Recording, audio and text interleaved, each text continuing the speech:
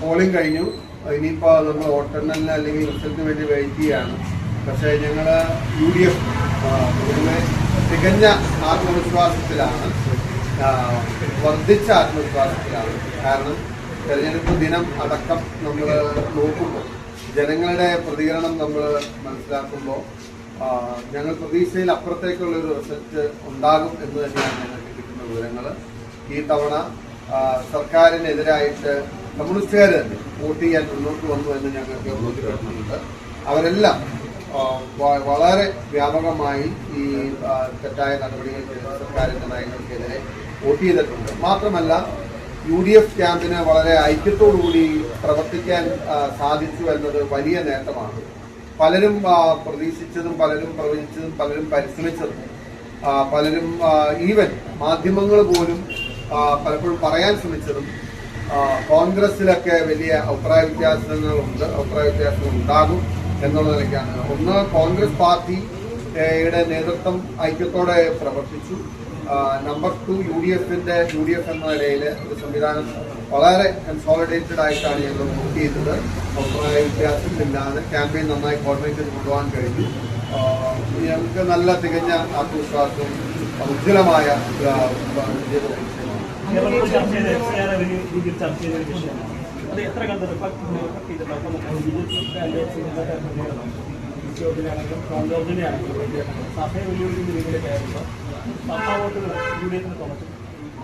അല്ല, ഇന്നത്തെ PC ജോർജിന്റെയും Sean ജോർജിന്റെയും പ്രതികരണം അത് വളരെ ആസൂത്രിതമായിട്ടുള്ള അല്ലെങ്കിൽ വളരെ കാൽക്കുലേറ്റഡ് ആയിട്ടുള്ള ഒരു പൊളിറ്റിക്കൽ അജണ്ടയുടെ ഭാഗമാണ്.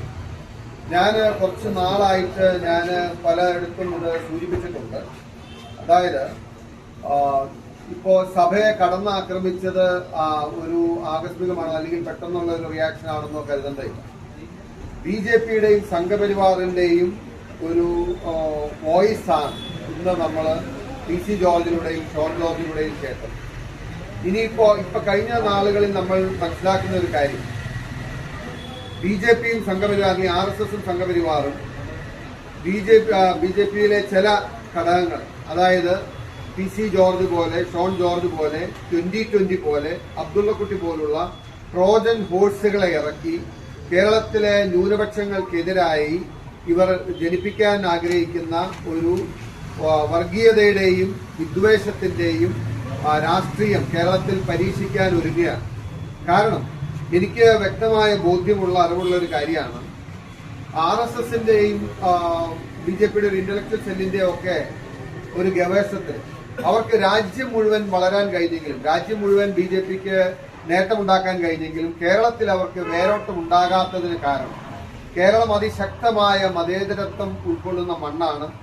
അതിലെ എല്ലാ വിഭാഗങ്ങളും, കേരളത്തിന്റെ ഒരു പ്രത്യേകതയും കേരളത്തിന്റെ ഒരു സ്ട്രെങ്തും എന്ന് പറയുന്നത് ഏതെങ്കിലും ഒരു കമ്മ്യൂണിറ്റിക്ക് ഒരു വൺ സൈഡഡ് ആയിട്ടുള്ള മേധാവിത്വമുള്ളതല്ല. അപ്പൊ എല്ലാ വിഭാഗങ്ങളും ഉണ്ട്. ഹിന്ദുസ് ബൈ ആൻഡ് ലാർജ് വലിയൊരു പോപ്പുലേഷൻ ഉണ്ട്. അവരെല്ലാവരും മജോറിറ്റി ഹിന്ദുക്കള് വലിയ മതേതര വിശ്വാസികളാണ്. മുസ്ലിം പോപ്പുലേഷൻ കൺസിഡറബിൾ ആയിട്ടുണ്ട്. ക്രിസ്ത്യൻ പോപ്പുലേഷൻ കൺസിഡറബിൾ ആയിട്ടുണ്ട്. അപ്പൊ ഇവർക്ക് ആരെങ്കിലും ഒരാളെ കോർണർ ചെയ്തുകൊണ്ട് മുസ്ലിം കമ്മ്യൂണിറ്റിയെ കാലങ്ങളായി ടാർഗറ്റ് ചെയ്ത് കോർണർ ചെയ്തുകൊണ്ടിരിക്കുകയാണ് അവരുടെ നിരന്തരമായ പ്രശ്നം. പക്ഷെ അങ്ങനെ വരുമ്പോൾ കേരളത്തിന്റെ വിവിധ മേഖലകളിൽ ഒരു ഹിന്ദു വികാരം ഉണർത്താൻ BJP ആഗ്രഹിക്കുന്നത് പോലുള്ള വർഗീയതയിൽ ഊന്നിയ വികാരം ഉണർത്താൻ കഴിയുന്നില്ല. അതുകൊണ്ട് ക്രിസ്ത്യനുമായി കൺഫ്രണ്ടേഷൻ വേണം, ക്രിസ്ത്യൻ കമ്മ്യൂണിറ്റിയുമായി കൺഫ്രണ്ടേഷൻ അവർ കാലങ്ങളായി ആഗ്രഹിക്കും. ഇതിനുവേണ്ടി ആദ്യം ഒരു പരിശ്രമം അവർ നടത്തിയത് നിങ്ങൾക്ക് ഓർമ്മയുണ്ടാവുന്നിരിക്കുകയാണ്. അതായത് ഒരു ക്രിസ്മസ് ദിനത്തിലാണോ ഈസ്റ്റർ ദിനത്തിലാണോ എന്ന് എനിക്ക് ഓർമ്മ ഇല്ല.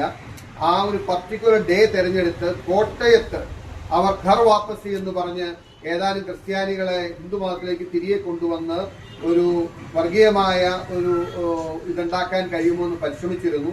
അന്ന് പക്ഷെ അവർ ആഗ്രഹിച്ച പോലെ അതിന് സാധിച്ചില്ല. ഇന്ന് PC ജോർജിനെയും ഷോൺ ജോർജിനെയും പോലുള്ള ഈ അധികാരമോഹികളോ അല്ലെങ്കിൽ സ്ഥാനമോഹികളോ ആയിട്ടുള്ളവരെ കൂട്ടുപിടിച്ച് ഇന്ന് സഭയ്ക്കും മെത്രാന്മാർക്കുമെതിരെ ആക്ഷേപം നടത്തി അവരെ സഭയെയും മെത്രാന്മാരെയും തെരുവിൽ ആക്ഷേപിച്ച് ഭീഷണിപ്പെടുത്തി ദുർബലരാക്കി സഭയെ വരുതിക്ക് വരുത്താമെന്ന് BJPയും സംഘപരിവാറും ശ്രമിക്കുന്നുണ്ട്. ഇപ്പോ FCR നിയമം കൊണ്ടുവന്നതാണ്. വഖഫ് നിയമം കൊണ്ടുവന്നപ്പോ ഞാൻ എന്റെ നിരവധി പ്രസംഗങ്ങളിൽ ഇവിടത്തെ മുഴുവൻ ന്യൂനപക്ഷങ്ങളെ അഡ്രസ് ചെയ്തുകൊണ്ട് പറഞ്ഞിരുന്നു. ഇപ്പോൾ ഇത് മുസ്ലിങ്ങൾക്കെതിരെയാണ് എന്ന് നിങ്ങൾ കരുതുന്നുണ്ടെങ്കിൽ നാളെ ക്രൈസ്തവരുടെ സ്ഥാപനത്തിന് മേൽ കൈവയ്ക്കുന്ന നാളുകൾ അതിവിദൂരമല്ലായിരുന്നു. ഇന്നൊരുപക്ഷെ നിങ്ങളെ റിപ്പോർട്ട് ചെയ്തിട്ടുണ്ടോ ഇല്ലയോ എന്ന് എനിക്കറിയില്ല. കേരളത്തിലും ഇന്ത്യയിലും ധാരാളം FCRI അക്കൗണ്ടുകൾ ഈ BJP ഇതിനോടകം മരവിപ്പിച്ചു കഴിഞ്ഞു. ഒരുപക്ഷെ സഭാ നേതൃത്വം എന്ന് പറയാത്തതാണോ, അല്ലെങ്കിൽ അവർ പറയാൻ മടിച്ചിട്ടാണോ, ഭയന്നിട്ടാണോ, അല്ലെങ്കിൽ മറ്റെന്തെങ്കിലും കാരണമാണോ എന്ന് എനിക്കറിയില്ല. ധാരാളം FCRI അക്കൗണ്ടുകളുടെ പിന്നാലെ അവരുണ്ട്.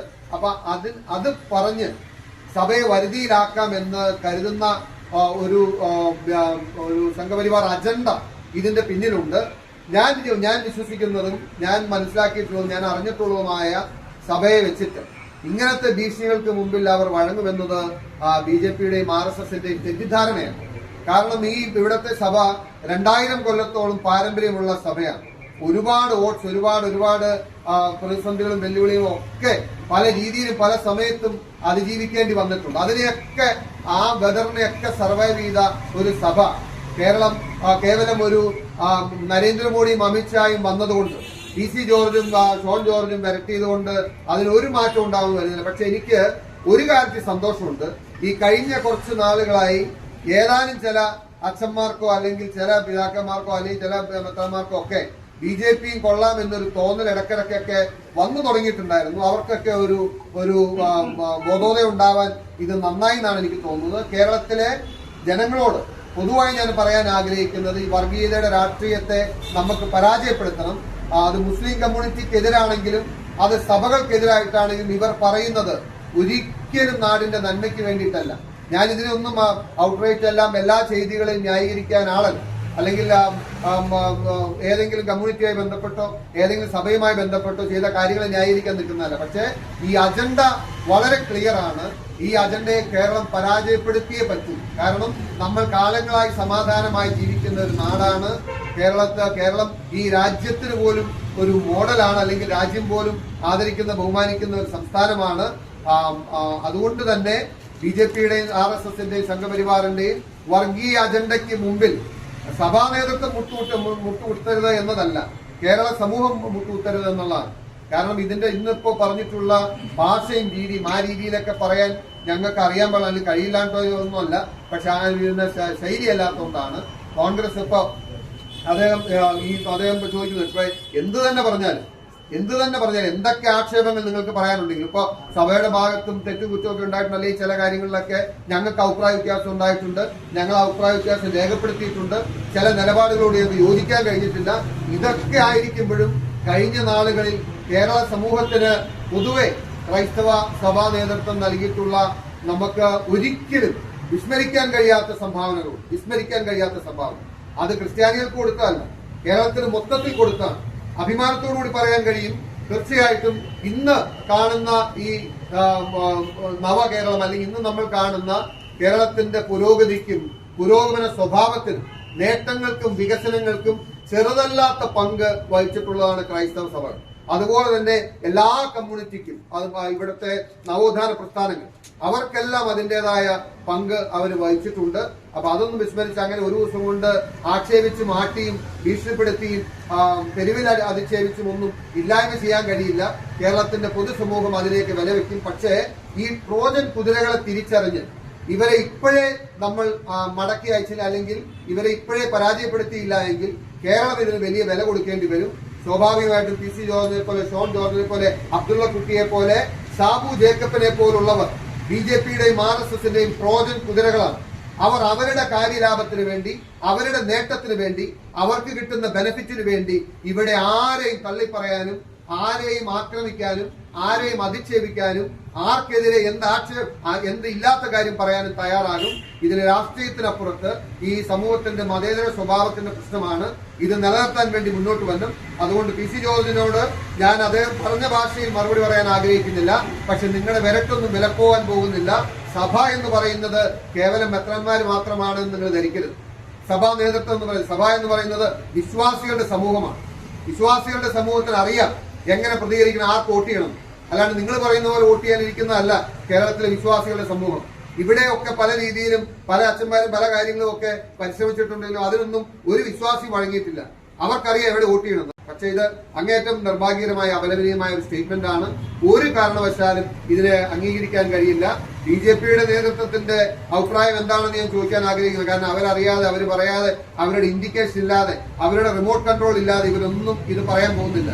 എവിടെ ഇരുന്ന ഈ രാജ്യത്തിന്റെ ഏത് മുക്കിലും മൂലയിലും BJPയോട് ഓരം വെച്ച് നിൽക്കുന്നവര് എന്തെങ്കിലും പ്രതികരണങ്ങൾ ഈ നിലയ്ക്ക് നടത്തുന്നുണ്ടെങ്കിൽ അതിന്റെ റിമോട്ട് കൺട്രോൾ ഡൽഹിയിലും നാഗ്പൂരിലും ഉള്ളതാണ്.